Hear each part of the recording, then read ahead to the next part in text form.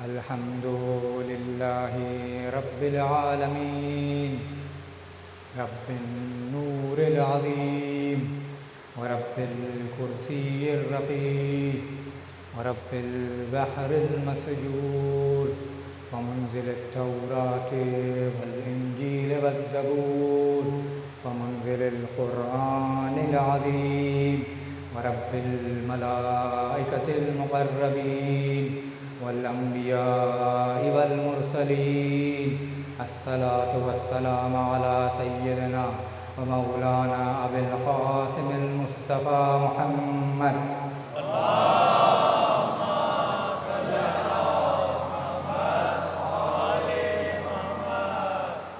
وعلى آله الطيبين الطاهرين المعصومين واللعنة الدائمة على أعدائهم أجمعين أما بعد في كتابه الكريم لا تحسبن الذين قتلوا في سبيل الله أمواتا بل أحياء عند ربهم يرزقون.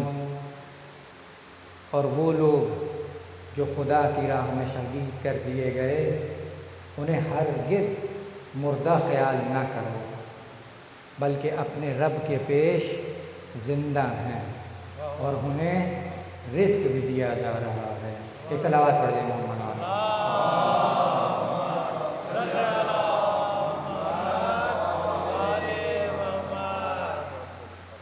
امیر المومنین جب ایک جنگ سے واپس تشریف لے کر جا رہے تھے تو رستے میں امام کا ایک ساتھی ان کی طرف بڑھا.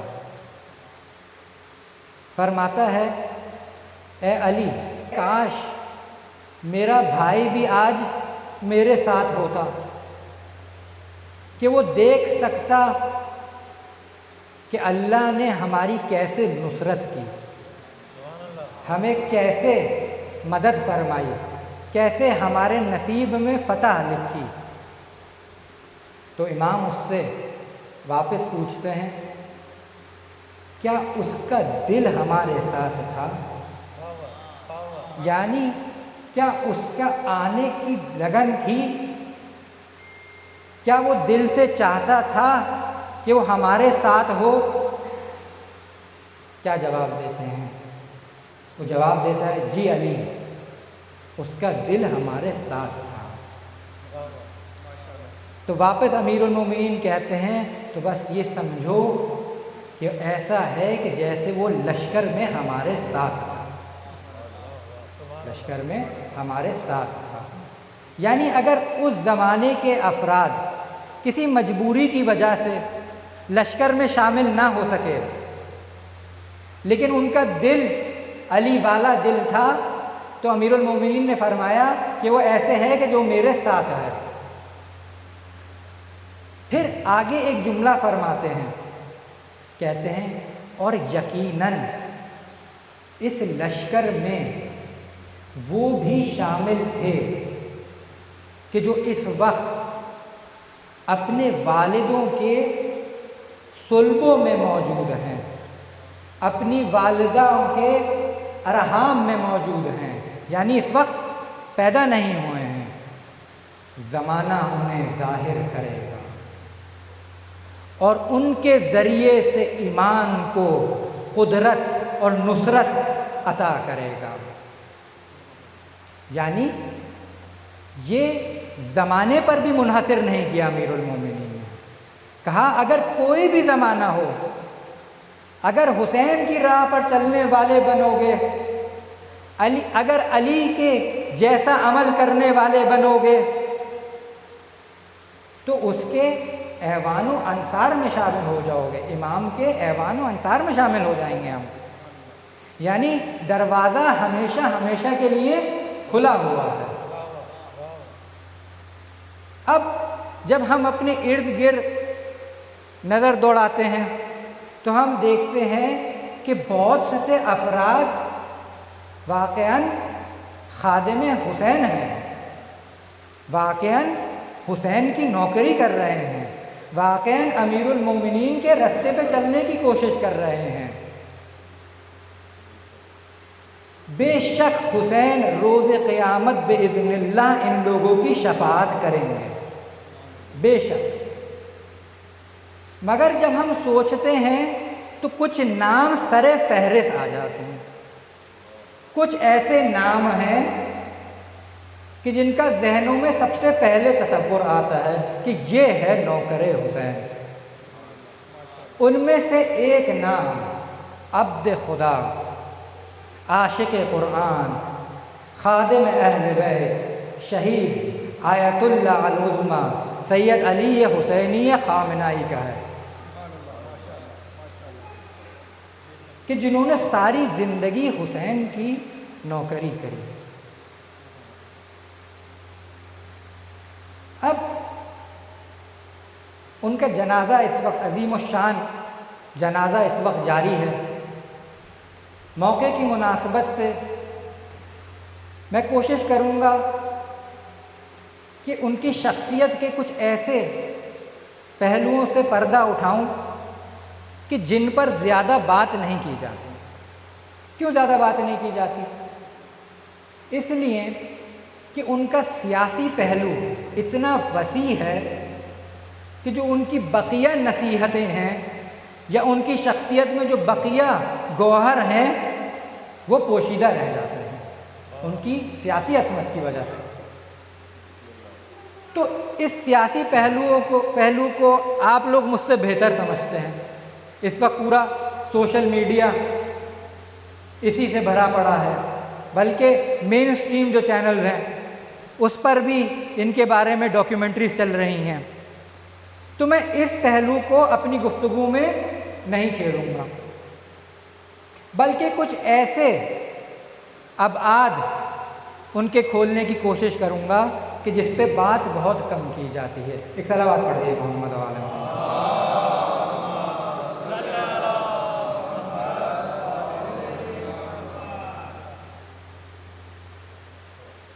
پہلی چیز جو ان میں بھرپور طور سے موجود تھی وہ یہ ہے کہ ان کی علمی شخصیت بہت بالا تھی۔ ان کی علمی شخصیت بہت بالا تھی۔ کبھی کبھار کہا جاتا ہے کہ شاید وہ بہت دیر میں اجتہاد پر فائز ہوئے، ایسا بالکل نہیں تھا، بلکہ جوانی سے ہی تقریباً 20 سے 25 سال کے درمیان کی عمر میں وہ اجتہاد کی منزلت پر فائز ہو چکے تھے۔ دینی اعتبار سے چاہے فقہ ہو، چاہے اصول ہو، چاہے فلسفہ ہو، چاہے اخلاق ہو، ان کے پائے کی شخصیت ہمارے زمانے میں کم ہے۔ ان کا درس خارج، اتنی مصروفیات کے باوجود بھی ان کا درس خارج کورونا کے دور تک چلتا رہا، یعنی کسی بھی اعتبار سے ان کی علمی شخصیت میں کوئی کمی پائی نہیں جاتی۔ مگر ایک اور پہلو ہے کہ جو کہ بہت سے لوگوں پر پوشیدہ ہے، وہ یہ ہے کہ ان کی علمیت میں گہرائی تو پائی جاتی تھی مگر تنوع بھی اتنا ہی پایا جاتا تھا، یعنی ڈائیورسٹی بھی اتنی ہی پائی جاتی تھی۔ مختلف علوم میں مطالعہ کرنے کی جو ان کی صلاحیت تھی وہ بہت بالا تھی۔ مثال کے طور پر آپ کی خدمت میں عرض کروں کہ شہید ناول بہت شوق سے پڑھا کرتے تھے اور بہت ہزاروں کی تعداد میں انہوں نے ناول پڑھے۔ وجہ کیا ہے؟ وہ خود فرماتے تھے کہ اس سے ہیومن سائیکالوجی کے بارے میں پتہ چلتا ہے، اس سے سوشل سائنسز کے بارے میں پتہ چلتا ہے، اس سے ادبیات کے بارے میں پتہ چلتا ہے، اور بہت سے ایسی دلیلیں۔ مگر کیا آپ کو پتہ ہے کہ ان کا پسندیدہ ناول کون سا تھا؟ کون سا تھا؟ کیا ذہنوں میں خیال آ رہا ہے؟ کوئی بہت اسلامی، کوئی فقہی ناول، کسی شہید کے بارے میں ناول؟ ہاں، یہ سارے بھی ناول انہوں نے پڑھے ہیں۔ آج کے زمانے کے ناول، پرانے زمانے کے ناول، ہر قسم کی وہ کتابیں پڑھتے تھے۔ جب ایکسپوز کو میں آتے تھے تہران کے، تو ہر کتاب پر جاتے تھے اور گھنٹوں ادھر ہی گزار دیتے تھے۔ تو ناول انہیں بہت پڑھے، لیکن پسندیدہ ناول کس کو قرار دیا اور پھر جوانوں کو تجویز کی کہ یہ پڑھا جائے؟ وہ ایک فرینچ ناول ہے، نام ہے لے میزرابل، نام ہی بولنا تھا ناول، لیکن رہبر نے یہ ناول پڑھا ہوا تھا بلکہ پسندیدہ بھی قرار دیا تھا۔ نہ صرف یہ، اور بھی بہت سارے ناول ہیں کہ رہبر جس کی تجویز دیا کرتے تھے۔ مثال کے طور پر uncle Tom's cabin, grapes of wrath. اب میں کس کے بارے میں بات کر رہا ہوں؟ یہ کیسا پہلو ہے جو ان کا کتنا پوشیدہ ہے۔ جوانوں کو وہ تجویز کیا کرتے تھے کہ زیادہ سے زیادہ ناول پڑھیں۔ کیوں ایسا وہ کیوں کرتے تھے؟ وہ چاہتے تھے ایک ایسا شخص کہ جو سارا دن مصروف ہے، اتنے سارے کام ہیں، کیا کیا ذمہ داریاں ان کے سر پر نہیں ہیں، مگر پھر بھی ان کو یہ ناولز پڑھنے کا وقت کہاں سے ملتا ہے؟ سوال یہ ہے، اس کا جواب یہ ہے کہ جب ہم علم کو علم کے لیے پڑھتے ہیں، اللہ سے قربت پانے کے لیے پڑھتے ہیں، تو ہمارا جو علم سے عشق ہے اس کا مرتبہ بھی بہت بالا ہوتا ہے۔ ہمارے معاشرے میں علم کی حیثیت کو کیا کر دیا گیا ہے؟ سارا وقت پڑھائی کس لیے ہے؟ منحصر کر دی گئی ہے کہ پڑھائی کروں گا، اتنی ساری پڑھائی کروں گا کہ کوئی چھوٹی سی بینک میں نوکری لگ جائے۔ علم کو شوق کی وجہ سے نہیں پڑھتے بلکہ نوکریوں کا ذریعہ بناتے ہیں،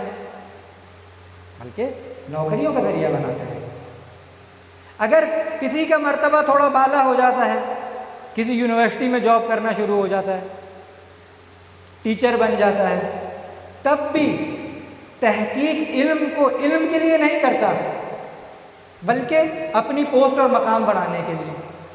اس وقت یونیورسٹیوں کا کیا حال ہے؟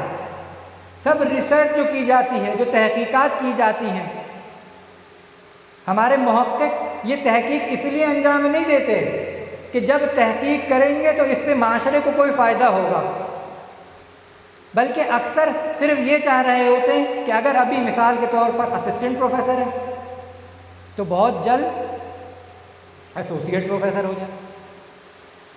یعنی ہم علم کو، جو کہ ایک بہت بڑا وسیلہ ہے اللہ تک پہنچنے کا، اس کو بہت ہی محدود انداز میں استعمال کرتے ہیں۔ اس کو میں آپ ایک مثال سے سمجھانا چاہوں گا۔ یہ داستان ویسے ہے تو جعلی، مگر اس میں سبق بہت ہے۔ ایک نگہبان ہوتا ہے، ایک گارڈ ہوتا ہے۔ ویسے گارڈ کا پیشہ ایک بہت عزت دار پیشہ ہے، کوئی قباحت نہیں ہے۔ یہ داستان ایک سبق پہنچانے کے لیے اس لیے آپ کے خدمت میں پیش کر رہا ہوں۔ وہ گارڈ ہوتا ہے، ایک شہر سے دوسرے شہر جا رہا ہوتا ہے، راستے میں ایک بڑا ریگستان ہوتا ہے۔ جب ریگستان سے گزر رہا ہوتا ہے تو دیکھتا ہے کہ ایک جن کا چراغ راستے میں پڑا ہوا ہے۔ اس چراغ کو اٹھاتا ہے، اس کو رگڑتا ہے تو اندر سے واقعاً ایک جن نکل آتا ہے۔ جن کہتا ہے کہ تم کوئی بھی اپنی 3 خواہشیں بتاؤ، ان خواہشات کو میں پورا کروں گا، ان خواہشوں کو میں پورا کروں گا۔ وہ کہتا ہے ٹھیک ہے۔ پہلی خواہش بتاتا ہے کہ یہ جو پورا ریگستان ہے اس کو سرسبز کر، اس میں بڑے بڑے باغات ہیں۔ جن کہتا ہے ٹھیک ہے، اور پورے ریگستان کو سبسر باغات میں تبدیل کر دیتا ہے۔ دوسری خواہش کہتا ہے کہ میں چاہتا ہوں کہ اس کے بیچ میں ایک اتنا عظیم محل تعمیر کرو کہ تاریخ میں اس سے بڑا محل تعمیر نہ ہوا ہو۔ جن کہتا ہے بہت کو یہ بھی کر ڈالتا ہے۔ اب تیسری خواہش کیا کرتا ہے؟ تیسری خواہش کرتا ہے اب ایک کام کرو، اس محل میں مجھے گارڈ کی نوکری دلوا دو، اس محل میں مجھے گارڈ کی نوکری دلوا دو۔ یہ جو علم ہے در واقع یہ وہ جن ہے کہ جس سے ہم کتنی بڑی بڑی سیڑھیاں پار کر سکتے ہیں، مگر اس گارڈ کی طرح ہماری سوچیں اتنی محدود ہیں کہ ہم اس سے ان پست اہداف کو حاصل کرنے کے لیے صرف استعمال کرتے ہیں۔ کہاں اشرف المخلوقات اور کہاں یہ پست اہداف؟ تو شاہی ہے، پرواز ہے کام تیرا۔ اقبال کیا فرماتے ہیں؟ پرواز ہے کام تیرا۔ کہاں زمینی چیزوں میں آپ گھومے بیٹھے ہیں، پرواز ہے کام تیرا۔ میں ہرگز یہ نہیں کہہ رہا ہوں کہ آپ جاب چھوڑ دیں، بس علم کے پیچھے چلتے جائیں، جاب اپنی چھوڑ دیں، کام پر نہ جائیں، کوئی شادی اور بیاہ میں نہ جائیں اور بس علم کے پیچھے دوڑ پڑے۔ نہیں، بلکہ اسلام تو رہبانیت کے خلاف ہے۔ اسلام میں اپنے دین کو ترک کر کے، اپنے معاشرے کو ترک کر کے ایک جنگل میں جا کر زندگی گزارنے کو بالکل بھی اچھا نہیں سمجھا جاتا ہے، بالکل بھی نہیں۔ میں کیا کہہ رہا ہوں اس کو سمجھنے کی بات یہ ہے کہ مجھے اسی معاشرے میں زندگی گزارنی ہے، مگر میری نیت الہی ہو جانی چاہیے۔ اگر کام پر جاتا ہوں تو رضا الہی کے لیے جاتا ہوں، اگر شادی کرتا ہوں، ازدواج کرتا ہوں تو مودت اور رحمت کا سبب بنتا ہوں، اگر علم کی تاکیب کرتا ہوں تو معرفت الہی کے لیے کرتا ہوں۔ یہ سارے کام کرتا ہوں مگر اپنی نیت کو الہی کر دیتا ہوں۔ ایک صلوات پڑھ دیجیے محمد۔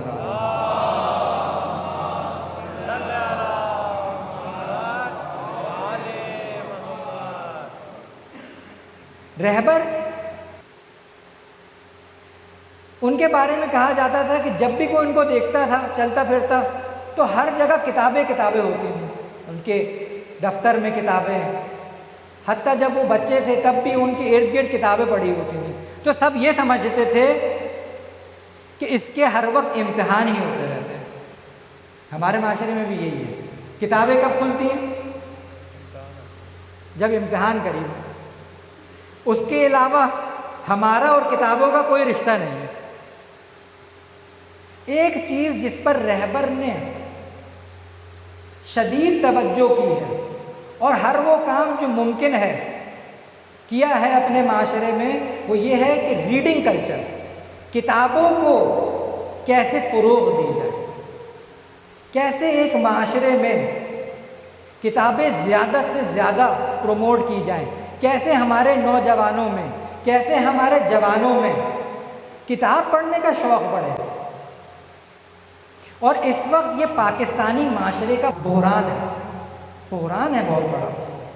تمام پاکستانی سائنسدانوں کو، عاقل لوگوں کو، کسی بھی مکتب فکر سے تعلق رکھتے ہوں، ان کو مل بیٹھ کر اس وقت یہ سوچنا چاہیے کہ اپنے معاشرے میں، اپنی نئی نسل میں کیسے یہ ریڈنگ کلچر، یہ کتابوں کا کلچر کیسے لایا جائے۔ ہم سے پچھلی نسلوں میں یہ ہم سے بہت زیادہ تھا۔ کتنی ہی ریسرچ، کتنی ہی تحقیق اس پر ہو چکی ہے کہ وہ بچے جو موبائلوں کو دیکھ کر بڑے ہوتے ہیں، پیسو اسکرین ٹائم کہلاتا ہے، اس کو سرچ کریے گا، ریسرچ کریے گا، پیسو اسکرین ٹائم دیکھ کر بڑے ہوتے ہیں تو ان کا دماغ الگ طریقے سے بنتا ہے۔ اور وہ بچے کہ جن کو ان کے ماں باپ نے بچپن سے کتابیں پڑھ کر سنائی ہوتی ہیں، انہوں نے واپس سوال کیے ہوتے ہیں، تھوڑے سے جب ان کی عمر بڑی ہوتی ہے تو خود کتابیں پڑھنا شروع کر دیتے ہیں، تو سارے امتحانات میں ان کے نمرات بالا ہوتے ہیں، ان کا دماغ الگ طریقے سے بنتا ہے، ان کا دماغ ایک الگ طریقے سے بنتا ہے۔ تو ہمیں اس بک کلچر کو پروموٹ کرنے کے لیے بہت اس وقت محنت کی ضرورت ہے۔ ایک صلوات پڑھ دیں محمد وآلہ۔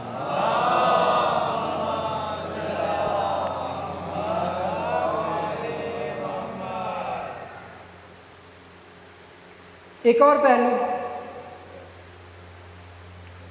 جو رہبر کا پوشیدہ رہ جاتا ہے وہ ان کا خاندانی ہے۔ کیا مطلب؟ رہبر نے جو نظام خانوادہ، جو نظام خاندان ہے، اس کے بارے میں بڑے حساس ہیں۔ بڑی کتابیں اس خاندان کے نظام پر لکھ ڈالی، بہت سی تقریریں اس خاندانی نظام کو محفوظ کرنے کے لیے کر ڈالی، جس میں سے ایک کتاب جس کا نام ہے مطلع عشق، یہ فارسی نام ہے، اس کا میرے جہاں تک ذہن میں ہے انگلش میں بھی ترجمہ ہو چکا ہے اور اردو میں بھی ترجمہ ہو چکا ہے۔ انگلش میں ڈان آف لو نام ہے اور اردو میں جہاں تک مجھے یاد آ رہا ہے طلوع عشق ہے۔ اس کتاب کو ضرور لیں، اس کتاب کو ضرور پڑھیں۔ میں چند نکات اس کتاب سے آپ کی خدمت میں عرض کروں گا اور پھر آپ کے خدمت میں رکھوں گا کہ خاندانی نظام کتنا مہم اور اہم ہے۔ فرماتے ہیں کہ خاندانی نظام کا ہدف پھر سے کیا ہے؟ وہی جو ہر چیز کا ہدف ہے، وہ تقرب الہی، یعنی قربت الہی، یعنی اللہ سے قریب ہونا، سادی زبان میں یہ ہے ہدف ازدواج کا بھی، خاندان کا بھی یہی ہدف ہے۔ جب پیغمبر مصطفیٰ محمد صلی اللہ علیہ وسلم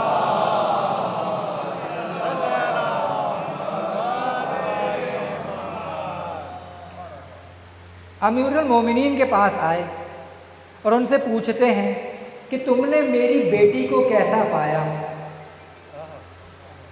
تو امیر المومنین نے کیا جواب دیا؟ نعم العون علی طاعت اللہ، اللہ کی اطاعت میں بہترین مددگار، یعنی یہ ہے شادی کا اصل ہدف۔ مگر جب اس ہدف کے بارے میں ہم بات کرتے ہیں تو ہماری ذہنوں میں خاص طور سے جو جوان نسل ہے اس کے لیے یہ ہدف بہت ایک خشک ہدف سامنے بن کر آتا ہے۔ اس کے ذہن میں ابہامات ہوتے ہیں کہ یعنی اطاعت خدا یعنی کیا؟ یعنی کیا؟ اس سے مجھے کیا فائدہ؟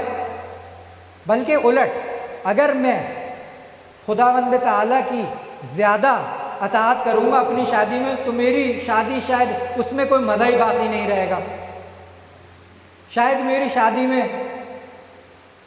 کوئی بھی انٹرٹینمنٹ نہیں ہوگی، بہت ہی خوش مزاج زندگی ہماری ہو جائے گی، بہت ہی خوش مزاج، بس ایک کے بعد ایک صرف واجبات پر عمل کر رہے ہوں گے، ایک مشینی زندگی ہوگی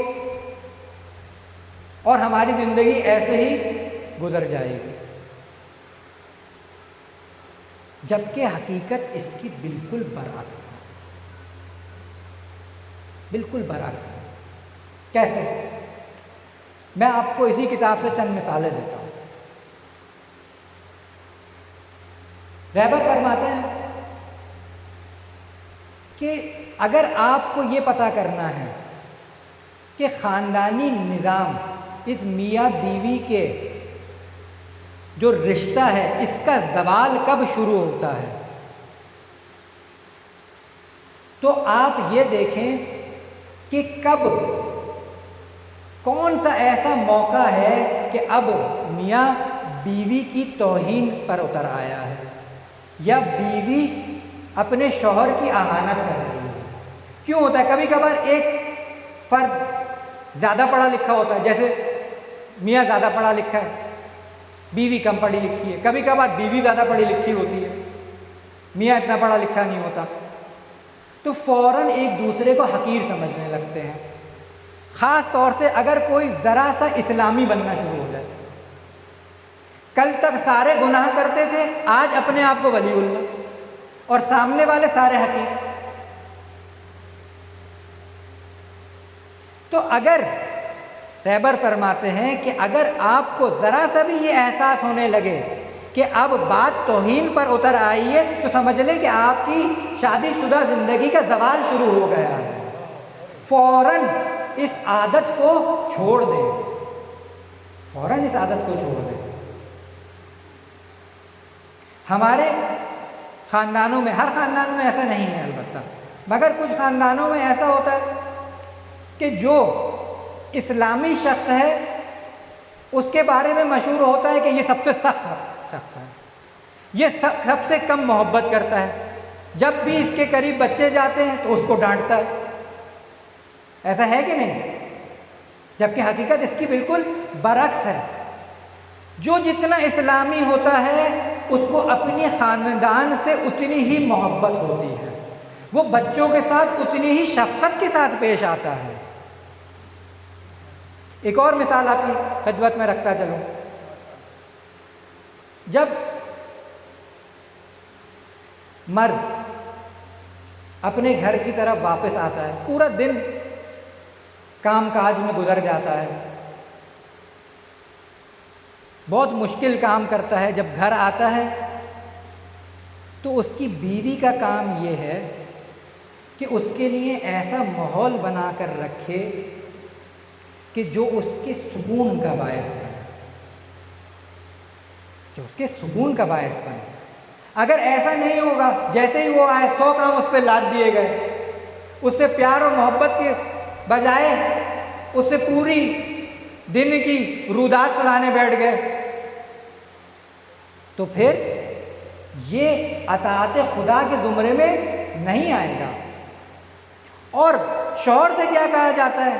شوہر سے کہا جاتا ہے کہ جب واپس جا رہے ہو تو پہلی بات یہ نہ سمجھنا کہ اپنی بیوی سے زیادہ کام کر کر آ رہے ہیں، کیونکہ بیوی نے بھی پورے دن بہت کام کیا ہے، زیادہ نہیں تو تم سے کم بھی نہیں کیا. دوسری بات یہ نہ سمجھنا کہ جو تم نے کام کیا ہے اس کی اہمیت زیادہ ہے اور جو بیوی گھر پر کام کر رہی ہے اس کی اہمیت کم ہے. اب یہ ہے ایک مصداق نعم العون کا. اگر واقعاً کوئی اللہ کی اطاعت کرے تو اگر خاندان میں سب ایسے ہو جائیں تو کیا یہ خاندان ایک بہشت کا منظر پیش نہیں کرے گا؟ کون ہے کہ جو اللہ کی اطاعت کو اب نہ کرنا چاہے گا؟ کون ہے؟ اب کسی شوہر سے پوچھیں، اب کسی بیوی سے پوچھیں جو جوان ہیں، ان سے بولیں اگر آپ اللہ کے قانون کو اچھے سے فالو کریں گے تو آپ کی زندگی جنت بن جائے گی. شوہر کا دل نہیں چاہے گا جب واپس آؤں تو اب دوستوں میں نکل جاؤں، بلکہ جب کام پر بھی ہوگا تو سوچے گا کب گھر جاؤں، کیونکہ اس کو گھر اتنا اچھا لگے گا. بیوی کو بھی شوہر جلاد نہیں لگے گا کہ گھر آتے ہی غصہ شروع کر دیتا ہے، بلکہ سکون کا باعث بنے گا. ایک حدیث آپ کی خدمت میں عرض کروں گا اور پھر اگلی خصوصیت کی طرف بڑھوں گا. میں کبھی کبھار جب احادیث پڑھتا ہوں تو حیران ہو جاتا ہوں کہ اخلاق کے میدان میں کتنی چھوٹی چھوٹی باتوں پر ہمارے پاس اہل بیت کے مکتب کے پاس احادیث موجود ہیں. کتنا بڑا خزانہ ہمارے پاس موجود ہے. حدیث سنیں، پیغمبر اکرم سے منسوب ہے. للمرأة، ایک مرد کا ایک خاتون کو کہنا، کیا کہنا؟ انی احبک. میں اردو میں ترجمہ کروں گا، جوان انگریزی میں خود ترجمہ کر لیں گے. انی احبک یعنی میں تم سے بہت محبت کرتا ہوں. لا یذهب من قلبها ابدا، کبھی بھی اس خاتون کے دل سے باہر نہیں نکلے گا. یہ جو اس نے کہا، یہ ایک جملہ دیکھا آپ نے، کتنی چھوٹی چھوٹی باتوں پر کتنی زیادہ توجہ ہے. مشرقی شوہروں کو یہ بہت مشکل کام لگتا ہے کہ اپنی بیویوں کی تعریف کر سکے, ان کو کہہ سکے کہ بیگم میں تم سے محبت کرتا ہوں. پیٹ میں درد ہو جاتا ہے لیکن یہ جملہ نہیں نکلتا. جبکہ ہمارے امام, ہمارے انبیاء, سب کے فرامین میں یہ شامل ہے. ایک صلوات پڑھ دیے محمد علیہ وسلم.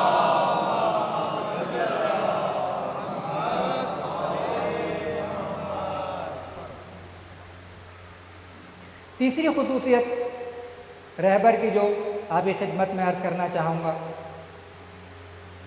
وہ ان کا روحانی زندگی پر جو زور تھا, جو عبادات پر زور تھا, جو دعاؤں پر زور تھا, جو معنویت پر زور تھا. یعنی وہ ہمیشہ جوانوں سے جب بھی خطاب کرتے تھے کبھی ایسا نہیں ہوتا تھا کہ وہ اس روحانی پہلو کو بھول جائیں, بلکہ کہتے تھے کہ اسلام کا ہدف یہی روحانی سفر ہے, یہی روحانی سفر ہے. ایک شخص رہبر کے پاس پہنچتا ہے, پوچھتا ہے کہ میں اپنے امام سے بہت محبت کرتا ہوں, ان کی زیارت کرنا چاہوں گا, مجھے بتائیں کہ میں کیا کروں.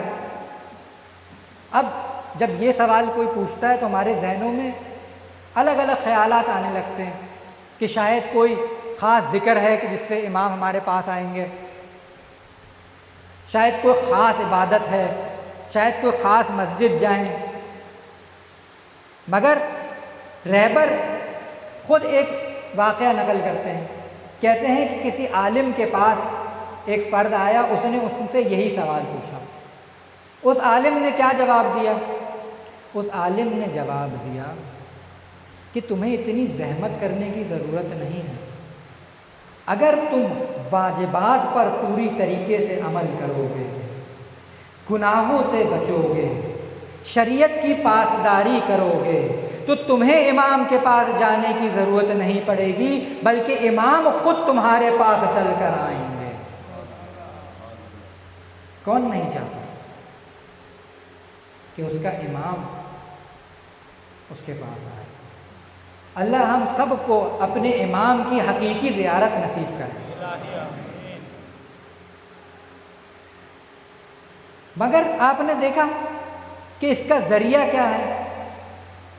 یہی شریعت کے احکام ہیں کہ جو آپ کو آپ کے روحانی سفر پر آگے لے کر جاتے ہیں. یہی احکام ہیں. کوئی شارٹ کٹ اس وقت موجود نہیں ہے کہ کسی طریقے سے کوئی شارٹ کٹ مل جائے اور میں اس کو پالوں اور پھر یہ معنوی سفر طے کر لوں. نہیں, ایسا نہیں ہے عزیزان محترم. یہی سفر ہے اور یہ سفر بڑا بہترین سفر بھی ہے. اس میں ہر قسم کی لذت بھی موجود ہے, اس میں ہر قسم کی لذت بھی موجود ہے. اب اسی روحانی سفر کو آگے بڑھانے کے لیے کیا کیا جاتا ہے؟ ایک مثال دیتے ہیں خود رہبر.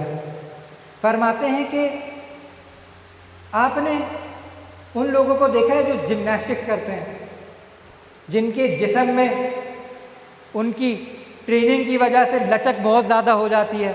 وہ اپنے جسم سے وہ بہت سارے کام اب کر سکتے ہیں کہ جو کہ ایک عام انسان نہیں کر سکتا. ایسے ہی روح کی تربیت ہے. اگر روح کو بھی تربیت کی طرف مائل کریں گے, اگر روح کی بھی تربیت کرتے جائیں گے, تو آپ کی روح بھی کچھ ایسے کام کر سکے گی جو ایک عام روح نہیں کر سکتی, جو ایک عام روح نہیں کر سکتی. اس کا طریقہ کیا بتایا؟ کہ مراقبت نفس. مراقبت نفس کیا ہے؟ مراقبت نفس سنتے ہیں. ہر روز جب صبح اٹھیں تو 2 سے 3 منٹ یہ سوچیں کہ آج کے دن میں نے اپنے اللہ کی اطاعت کرنی ہے, اہل بیت سے توسل کرنا ہے, اور کوئی گناہ انجام نہیں دینا۔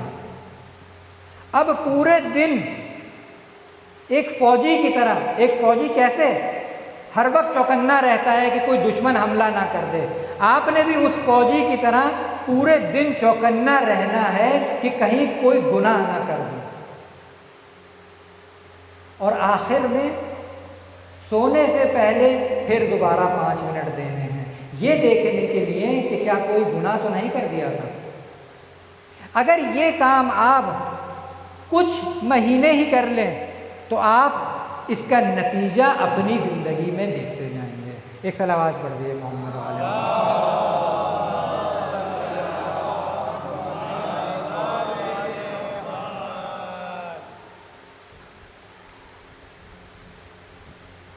ایک اور خصوصیت یہ تھی کہ وہ اپنی ملت سے، اپنے قوم سے، اپنی زبان سے بے تحاشا محبت کرتے تھے۔ ہمارے لیے کیا سبب ہے؟ ہم بھی اپنی قوم سے، اپنی ملت سے، اپنی زبان سے محبت کریں، یہ پاکستانیوں میں بہت کم ہے۔ ہاں، اس میں کوئی تعصب نہیں ہونا چاہیے، کوئی قوم پرستی نہیں ہونی چاہیے، جہاں پر یہ رسوم اسلام سے ٹکرا جائیں اس کو نہیں اپنانا ہے، مگر پاکستانی قوم کی زیادہ تر جو خصلتیں ہیں وہ بہت الہی ہیں، ہمیں اس پر توجہ دینی چاہیے۔ ایسے جملے کہ ہماری قوم میں سارے ہی چور ہیں، بچوں کے سامنے یہ جملے جب بولیں گے تو بچوں کے وجود کا حصہ ہے پاکستانی ہونا، بچوں کے وجود کا حصہ ہے، ہمارے وجود کا حصہ ہے۔ میرے پاس آ کے لوگ کہتے ہیں ڈاکٹر صاحب وہ ہرے پاسپورٹ کی دنیا میں کوئی عزت ہی نہیں، کوئی عزت نہیں ہے، ایئرپورٹوں میں ہماری کوئی عزت نہیں کرتا۔ میں ان سے واپس پوچھتا ہوں، ایک بات بتائیں، دل پر اپنے ہاتھ رکھیں، سچ سچ بتائیں، آپ کو پاکستانی ہونے پہ فخر ہے؟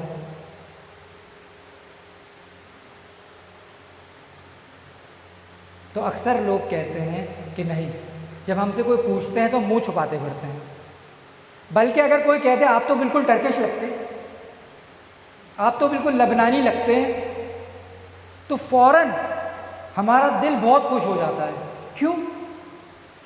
پاکستانی ہونے میں کیا کمی؟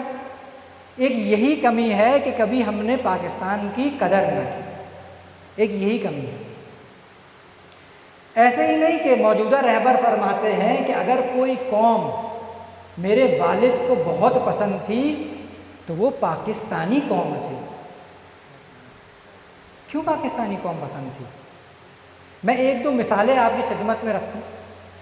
ہمارا لباس اگر ہم دیکھیں تو ایسا لباس شاید ہی کسی قوم کے پاس تھا شلوار کی، بلکہ بقیہ قومیں مجبور ہیں کہ دوسری غربی قوموں کے لباس کو اپنائیں۔ ہمارے لباس میں ہماری شناخت ہے۔ ابھی کچھ دیر پہلے میں نے عرض کیا تھا کہ جو خاندانی نظام ہے وہ کیسے کتنی قوموں سے ختم ہوتا جا رہا ہے، کیسے غرب میں یہ نظام ٹوٹ پھوٹ کا شکار ہے، مگر ہماری قوم میں یہ صلاحیت ہے کہ اس خاندانی نظام کو بہت خوب طریقے سے محفوظ رکھ سکیں، بڑے اچھے طریقے سے محفوظ رکھ سکیں۔ ہاں، اس کی وجہ سے کچھ خامیاں بھی پیدا ہو جاتی ہیں، مگر وہ سب قوموں میں ہیں۔ ہم اچھائیاں دیکھیں اور منفی پہلو کو ایک ایک کر کر الگ کرتے جائیں، رد کرتے جائیں۔ کیا کوئی یہ کہتا ہے، آپ سنیں، کوئی یہ کہتا ہے کہ ماں باپ سے محبت کرنا اسلام کے خلاف ہے؟ کوئی کبھی کسی نے کہا؟ بلکہ ہر کوئی یہ کہتا ہے کہ ماں باپ سے محبت کرنا عین اسلام ہے۔ مگر اگر اسلام میں کوئی ایسی بات ہو کہ باپ کہے، مثال کے طور پر باپ اپنی بچی کو کہے کہ تمہیں حجاب نہیں کرنا ہے، تو یہاں پر اسلام کہتا ہے کہ تمہیں اپنے باپ کی بات نہیں ماننی۔ ایسے ہی وطن سے محبت، وطن سے محبت عین اسلام ہے۔ جہاں تک اسلام کی خلاف ورزی نہ ہو، جہاں تک اسلام کی خلاف ورزی نہ ہو۔ میں عرض کر رہا تھا کہ یہ خاندانی نظام ہمارے پاس اس کی بہت زیادہ صلاحیت موجود ہے۔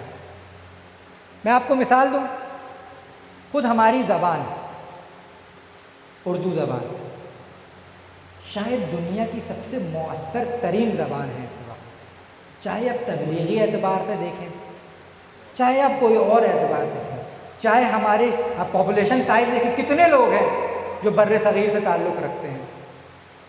مگر افسوس کے ساتھ مجھے قم میں کچھ اساتذہ نے کہا کہ ہمیں شوق ہے کہ ہم اردو سیکھیں، کوئی ایپلیکیشن ہو، کوئی چیز ہو کہ جس سے ہم اردو سیکھ لیں۔ میں نے بڑا ڈھونڈا، مجھے کوئی ایپلیکیشن نہ ملے۔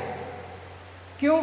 کیونکہ پاکستانیوں نے کبھی یہ سوچا ہی نہیں کہ دوسرے قوم کے لوگ بھی ہماری زبان سیکھنا چاہیں گے۔ جبکہ آپ کو میں کچھ خصوصیات بتاتا ہوں جس میں یہ خاندانی صلاحیت بھی موجود ہے اور یہ ہماری زبان کی برتری بھی شامل ہے۔ البتہ عربی زبان سب سے برتر زبان ہے، اس میں کوئی شک نہیں۔ قرآن جس زبان میں نازل ہوا ہے وہ سب سے برتر زبان ہے، مگر اس کے بعد جتنی زبانیں ہیں ان میں اچھائیاں بھی ہیں، ان میں برائیاں بھی ہیں۔ ایک اچھی چیز جو اردو کے بارے میں عرض کرنا چاہوں گا، اگر بہن کے شوہر سے مجھے مخاطب ہونا ہو تو انگلش میں کیا کہوں گا؟ برادر ان لا، ایسا ہی ہے، برادر ان لا۔ اردو میں کیا کہوں گا بہن کے شوہر کو؟ بہنوئی۔ اگر بیوی کے بھائی سے مخاطب ہونا ہو تو کیا کہوں گا؟ انگلش میں کیا کہوں گا؟ برادر ان لا۔ پھر وہی کلمہ، اردو میں کیا کہوں گا؟ سالہ۔ اگر شوہر کے بھائی سے مخاطب ہونا ہو تو انگلش میں کیا کہوں گا؟ پھر برادر ان لا۔ اردو میں کیا کہوں گا؟ اردو میں ادھر بھی اور تقسیم ہے، اگر بڑا ہوگا تو کہوں گا جیٹ، اگر چھوٹا ہوگا تو کہوں گا دیور۔ آپ نے اردو زبان کی رشتوں میں گہرائی دیکھی؟ کیوں؟ کیونکہ ہمارا نظام، ہماری زبان ہمارے خاندانی نظام کی عکاسی کرتا ہے۔ غرب میں کسی کو ضرورت ہی نہیں ہے کہ بار بار اپنے بہنوئی کو آواز دے، سال میں ایک دفعہ تو ملنا، ایک ہی دفعہ برادر ان لا بولوں گا، کہانی ختم۔ مگر بر صغیر میں یہ نظام بہت محکم ہے، اس لیے زبان پر بھی اس کی عکاسی ہوتی ہے، اس لیے زبان پر بھی اس کی عکاسی ہوتی ہے۔ ایک صلوات پڑھ دیے محمد علیہ۔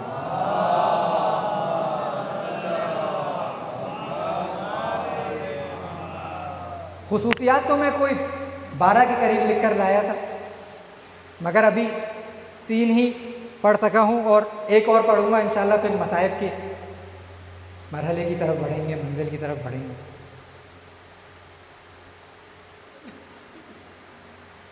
ایک اور خصوصیت جو رہبر میں بہت زیادہ پائی جاتی تھی وہ یہ تھی کہ وہ عاشق قرآن تھے اور عاشق اہل بیت۔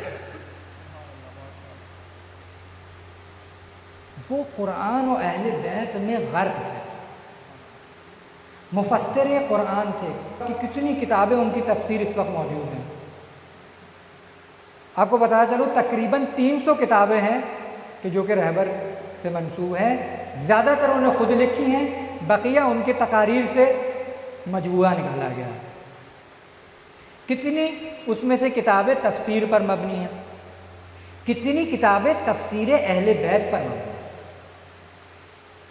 آپ 250 سالہ انسان اٹھا کے پڑھیں یہ کتاب، آپ کو سمجھ آ جائے گا کہ جو جو رہبر کی زندگی میں وہ فیصلے کرتے جاتے تھے، وہ کیسے کیسے کب کس وقت یہ خادم حسین در واقع اپنے اماموں سے لے رہا ہے۔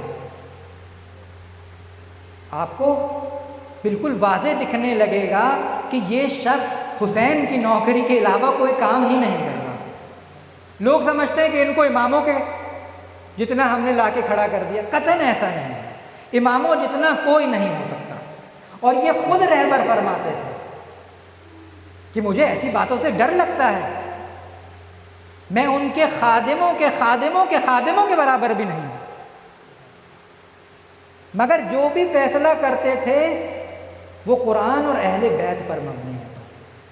ایک مثال آپ کی خدمت میں رکھوں، رہبر معظم سنت الہی کے بہت پابند تھے، وہی موضوع جو میں نے پڑھنا چاہا تھا مگر آپ کی خدمت میں پیش نہ کر سکا۔ ایک سنت وہ سنت ابتلا، یعنی کیا؟ آزمائش کی سنت، آزمائش کی سنت۔ وَإِذِ ابْتَلَىٰ إِبْرَاهِيمَ رَبُّهُ بِكَلِمَاتٍ فَأَتَمَّهُنَّ، اور جب ابراہیم کو اللہ نے مختلف انداز میں آزمایا تو ابراہیم اس پر پورا اترے۔ اب آزمائش بہت بڑی بڑی آزمائش ہے جو حضرت ابراہیم پر گزری ہیں، میرا موضوع وہ نہیں ہے۔ اس کے بعد کیا ہوا؟ اگلی آیت، قال انی جاعلک للناس اماما، یعنی پہلے ابراہیم علیہ السلام کو اللہ نے نبی بنایا، پھر رسول بنایا، پھر خلیل بنایا، پھر امام بنایا۔ کیسے؟ اس آزمائش کی مرحلوں سے گزر کر۔ یعنی یہ ایک سنت ہے جو کہ قرآن میں موجود ہے، اس پہ بہت لمبی بحث ہے، مگر آپ یہ دیکھیں کہ یہی چیز ہمیں اہل بیت کی سیرت میں بھی ملتی ہے۔ کیسے حسین کربلا میں اپنی آزمائش دے بھی رہے ہیں، آزمائش لے بھی رہے ہیں۔ کیسے زینب جگہ جگہ پر اتنے مصائب سہنے کے بعد کبھی بھی اپنے رب سے شکوہ اور گلہ نہیں کر رہی ہیں۔ کیوں؟ کیونکہ ان آزمائشات کو رشد کا باعث سمجھتے ہیں۔ جیسے حضرت ابراہیم پر ایک کے بعد ایک مصائب آئے تو اللہ نے ان کی عظمت میں اضافہ کیا، ایسے ہی آپ دیکھیں گے کہ اس خادم اہل بیت کی زندگی میں بے تحاشا آزمائش آئی۔ یہ وہ شخص ہے کہ جس نے جنگ میں بھی شرکت کی، اس پر حملہ بھی ہوا، زیادہ تر عمر کا حصہ ایک ہاتھ معذور رہا۔ آپ سوچیں یہ بات، زیادہ تر عمر کا حصہ آپ کا ایک ہاتھ معذور، پھر بھی آپ اپنی ساری ذمہ داریاں ادا کر رہے ہیں۔ کبھی بھی یہ نہ کہیں کہ یہ میرے ساتھ ہی کیوں ہوں، ہم پر ہلکی سی آزمائش آ جائے تو ہم کہتے ہیں ارے ہم پر ہی ہونا تھا، ہم تو اتنے نیک ہیں، ہم تو اتنے عظیم ہیں، ہم ہی پر یہ آزمائش کیوں آئی؟ مگر جو قرآن و اہل بیت کا ماننے والا ہو، ثقلین کا ماننے والا ہو، قرآن و اہل بیت ہمیشہ ساتھ ساتھ ہیں، وہ ایسی باتیں اپنے منہ سے نہیں نکالتا، بلکہ آزمائش کو بلندیوں کا باعث سمجھتا ہے۔ آخری خصوصیت جو میں بیان کرنا چاہوں گا وہ یہ ہے کہ رہبر ذاکر حسین، ذاکر حسین تھے۔ اپنی اس علمی سطح کے باوجود مجالس پڑھا کرتے تھے، مصائب پڑھا کرتے تھے، مصائب میں بڑا گریہ کیا کرتے تھے۔ ہاں، رہبر عزادار حسین تھے۔ جیسے ہی محرم کا چاند دکھتا تھا ان کے گھر پر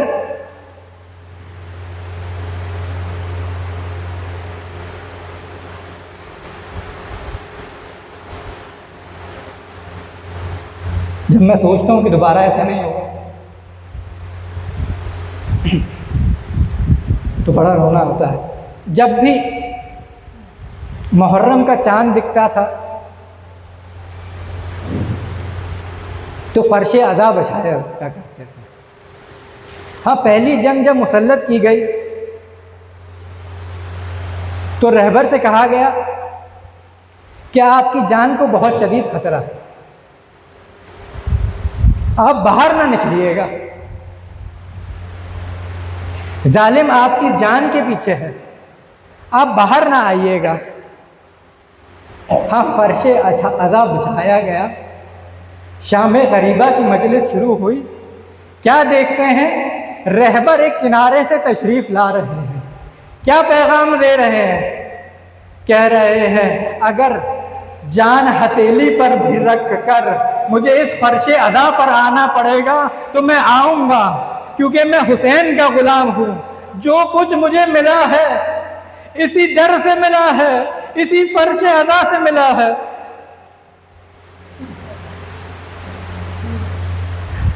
ہاں دشمن نے بھی ثابت کیا کہ وہ ان کو نوکر حسین مانتا تھا۔ ہاں اکیلا نہ شہید کیا، پورے خاندان سمیت شہید کیا۔ 3 سالہ نواسی کو بھی ان کے ساتھ ذبح کر ڈالا۔ میرا ظالموں سے ایک سوال ہے، اس ننھی 3 سالہ کا کیا قصور تھا؟ میں ان سے پوچھنا چاہوں گا کہ ان مدرسوں کے بچیوں کا کیا قصور تھا؟ کبھی آپ نے سوچا ہے کہ اس کے ان باپوں پر کیا بیتی ہوگی کہ کس امید سے، کس محبت سے انہوں نے اپنی بچیوں کو صبح مدرسے کی طرف چھوڑا ہوگا، کس شفقت کے ساتھ لے کر گئے ہوں گے۔ ہاں شاید کسی بچی نے کہا ہوگا کہ بابا آپ نہ جائیے، مجھے آپ بہت یاد آئیں گے، آپ نہ جائیے۔ اب بچیوں کو اپنے باپ سے بڑی محبت ہوتی ہے، تو باپ نے کیا جواب دیا ہوگا؟ باپ نے یقیناً کہا ہوگا تو فکر نہ کر میری بیٹی، میں بہت جلد واپس آؤں گا۔ ہاں باپ نے اپنا عہد بھی وفا کیا، لیکن جب واپس پہنچا تو نہ کوئی مدرسہ تھا، نہ کوئی پلٹ کرانے والی بیٹیاں تھیں۔ مگر جو خاندان حسین پر مصیبتیں گزری، ان کا تاریخ میں کوئی مثال نہیں ملتی، ان کی تاریخ میں کوئی مثال نہیں ملتی۔ ہاں حسین کی بھی 3 سالہ ہے، ابھی اپنے باپ کو ذبح ہوتے دیکھا ہے۔ ہاں بار بار دل بلا کر کیا رہی ہے؟ ہاں مجھے اپنے بابا یاد آتے ہیں، مجھے اپنے بابا کی طرف لے چلو۔ ہاں مگر کوئی دست شفقت رکھنے والا نہ تھا، بلکہ ہر طرف سے تماچے مارے جا رہے تھے۔ ہاں جب قافلہ زینب دربار شام میں وارد ہوتا ہے تو کیا منظر دیکھتا ہے؟ ایک ظالم حسین کے لبوں پر چھڑی مار رہا ہے۔ ایک صحابی رسول حسین کے لبوں پر دیکھتے ہیں، فرماتے ہیں اے ظالم اس چھڑی کو حسین کے لبوں سے ہٹا، انہی لبوں پر میں نے رسول خدا کو بوسہ دیتے دیکھا ہے۔ ہاں شہزادی زینب کی نگاہ تشبہ پڑتی ہے، زینب فرماتی ہے اے حسین، اے حبیب رسول خدا، اے فاطمہ زہرا کی جان۔ ہاں زینب کی آواز میں اتنا غم تھا کہ شام کا دربار بھی زینب کے ساتھ گریہ کرنے لگا۔ ہاں زینب نے ابھی بھائی عباس کے بازو قلم ہوتے دیکھے ہیں، ابھی اکبر اور قاسم کو ذبح ہوتے دیکھا ہے، ابھی علی اصغر کو زہر آلود تیر کھاتا دیکھا ہے، اپنے بھیا حسین کا سر تن سے جدا ہوتے دیکھا ہے۔